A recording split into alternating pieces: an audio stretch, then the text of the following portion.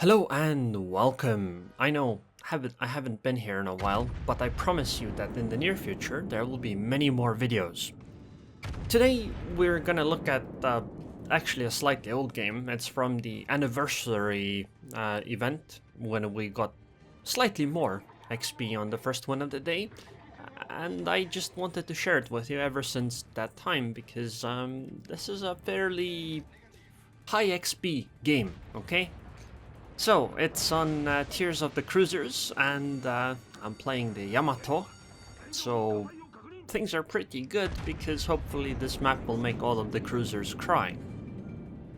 I don't actually know why I'm shooting that Izumo still. I know that I first shot her because she appeared first, but there was a, wow, 27,000 damage without a single Citadel involved. Wow, okay, yeah, sure, fine. Shooting the Izumo was completely okay. I wanted to complain that there was actually a Zao available to shoot, but this is good enough. This is a risky move, showing broadside like this, but I suppose the Izumo already fired. The only other battleship over there is the Missouri, so yeah, I guess it's not as dangerous as this might seem. And I think turning like this is rather important because there is a Kitakaze in the A-cap, plus there's a Zao that could torpedo me if I keep going closer. So I just have to take this risk, I suppose. And it doesn't really help that there are many other ships that seem to be shooting on me. I choose to shoot the Izumo because she doesn't seem to still have learned her lesson and is still showing me a fair bit of broadside.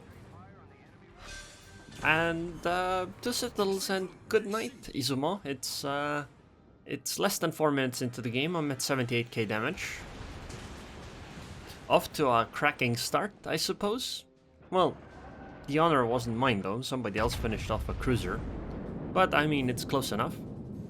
I'm gonna keep turning away, because I'm gonna run into an island otherwise. And if you look at the minimap, you'll see that on our side of the match, we have a Z-46, me and the Yamato, a Aerroon, a Baltimore, and a Zao. Meanwhile, the enemy team has a Worcester, Kronstadt, Missouri, Zao, and Habarovsk, Kitakaze, and they also had an Izumo, so it means that we are at the disadvantage and should probably be playing in a rather more defensive manner. Okay, so the only ship I'm afraid of showing broadside to at this moment is the Missouri. I'm gonna take a shot on the Kronstadt though, because, well, it takes a while for the turrets to turn, so I didn't have much of a better shot. If you're wondering, I'm not using the legendary upgrade in this match. In fact, I didn't have it at this time. So these shots, that I keep getting lucky with are not influenced by that. And in fact, I think many people actually overestimate the power that the legendary upgrade brings, but I mean, people can believe what they want to believe. Okay, let's see, can we hit this Habarovsk? Oh, is she slowing down? I can't really tell well. Yeah, I didn't lead enough, so she definitely was not slowing down.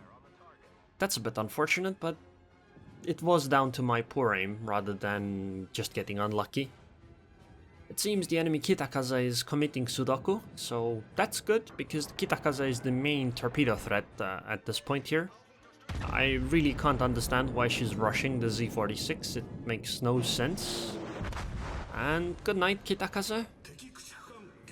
Good.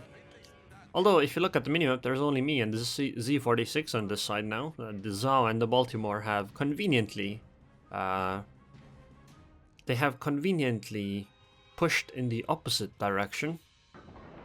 And I think one of the cruisers that was here has gone down. Next target is the Worcester, because Worcester might end up being annoying, and she should be fairly squishy, so it should be... yeah, never mind. I just spent a whole bunch of time aiming and was not able to do anything.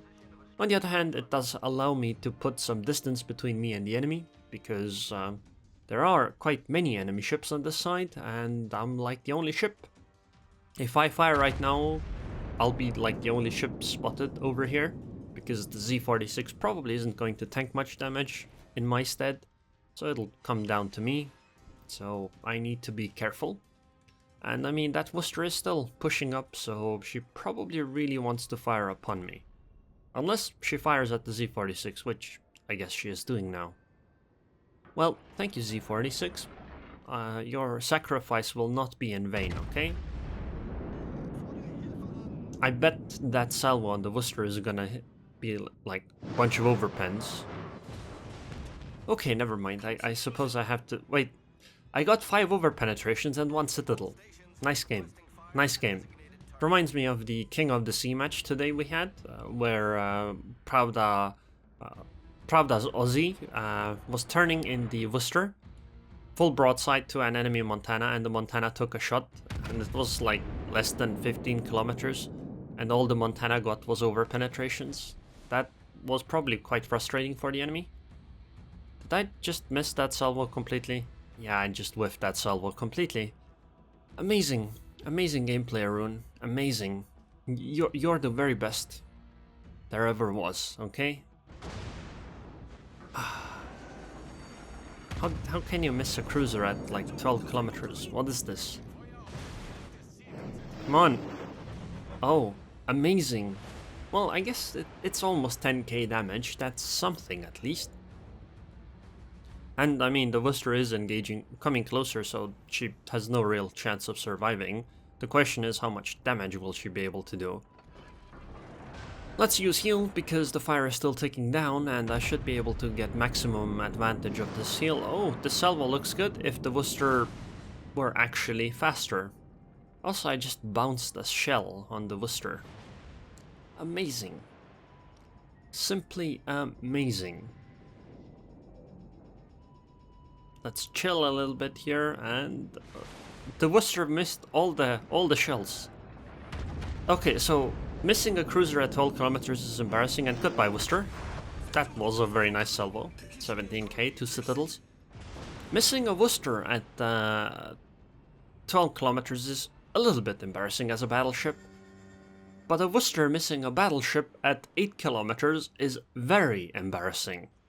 How can you miss a battleship with a cruiser at 8 kilometers? That should be impossible, okay?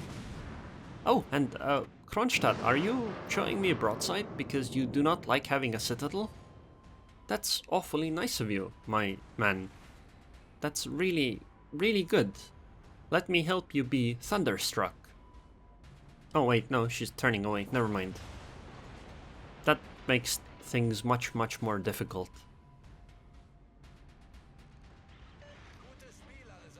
Yeah, I think I'll take a shot on the Conqueror that's showing me broadside.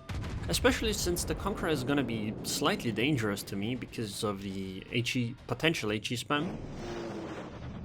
If you actually look at the match, in terms of ships left, we're not actually nearly as in great of a position as you might think. I mean, we are in a good position, but you would expect that if I spend this amount of time on tanking enemies and shooting them on one side of the map, that we probably would have already locked this game down, but it definitely is. I just Citadel the Conqueror! I just Citadel the Conqueror! I thought that wasn't possible. I thought the Conqueror didn't have a Citadel. What is this? I think this is some Yamato cheats, okay? And now that the nice Kronstadt is showing her delicious Citadel, let's take a shot. Thank you very much. And she's going to use her damage control party on this too, because I took out her engine. Let's all tab a little bit from the game. That's why the music stopped. Let's all tap back into it again, and is that the flooding? I think that's a flooding, and she cannot deal with it because, well, she already used her damage control party earlier. I guess I'm not gonna get the kill though. I bet the Tarps are gonna finish her off instead of me. She's firing AP. At this range, it can actually be dangerous because she could Citadel me if I don't angle at least a little bit. But, you know, this isn't my first rodeo, so good night, Kronstadt. And I guess I'm surprised this Missouri is still alive. And I'm actually surprised that the Conqueror managed to get behind that enormous island so quickly. Wow, that's a fast Conqueror. I guess she's conquering in the opposite direction as well. And it's a gray or blue line rider of a Missouri called the Art of Noise.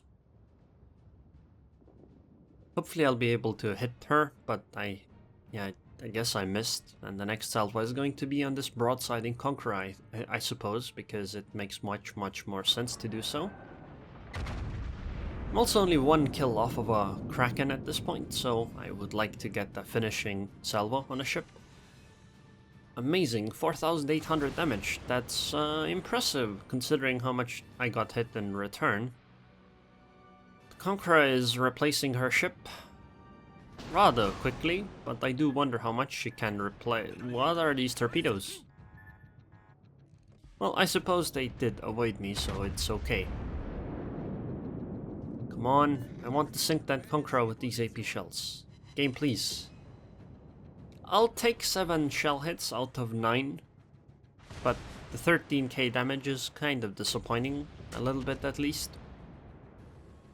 Oh, the enemy Habarovsk actually sank our Baltimore. That's good. It means the enemy has less point or more points to... It'll take longer until the game ends, okay? So I might have a higher chance of getting my Kraken. Come on. Come on. I want to sink this Conqueror already. I want to conquer the Conqueror.